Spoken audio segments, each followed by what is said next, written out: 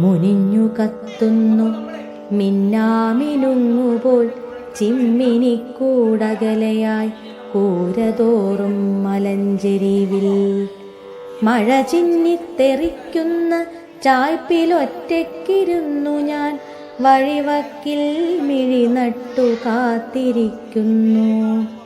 ചരൽക്കുന്നു കയറിയുമിറങ്ങിയും മരങ്ങൾ തന്നിടയിലൂടൊരു രൂപം തെളിയുന്നുണ്ടോ? വരുന്നുണ്ടോ വരുന്നുണ്ടോ പാടമേറി വരമ്പേറി വലിയമ്മ നേരമേറെ മോന്തിയായല്ലോ.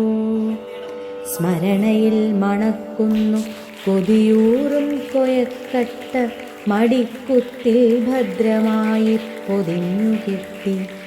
മഴയത്തു നനഞ്ഞൊട്ടി വലിയമ്മ വരുമിപ്പോൾ കൊരമ്പയും ചൂടി വയൽ വരമ്പിലൂടെ.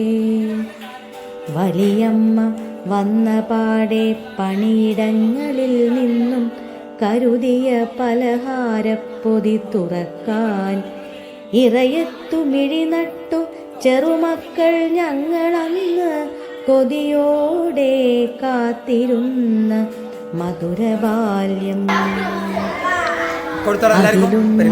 വാത്സല്യത്തിൻ പാൽനിലാവ് ജന്മാന്തര സുഹൃതത്തിൻ നിവേദ കൊണ്ടുവന്നതും ലേന കൊണ്ടുവന്നതുമായ കുഴക്കട്ടങ്ങൾ തിന്നു. എങ്ങനെയുണ്ട് കുഴക്കട്ട? നല്ല ടേസ്റ്റ് ഉണ്ടല്ലേ? നിങ്ങളെ വീട്ടിൽ ഇത് ഉണ്ടാക്കാറുണ്ടോ? ഉണ്ടാക്കിയിട്ടില്ലെങ്കിൽ നിങ്ങളും അമ്മയോട് പറഞ്ഞിട്ട് ഇത് ഉണ്ടാക്കാൻ പറയണം കേട്ടോ. ഈ ഒരു കുഴക്കട്ടയെ കുറിച്ചിട്ടാണ് നമ്മുടെ ഈ കവി വലിയൊരു കവിത എഴുതിയിട്ടുള്ളത്.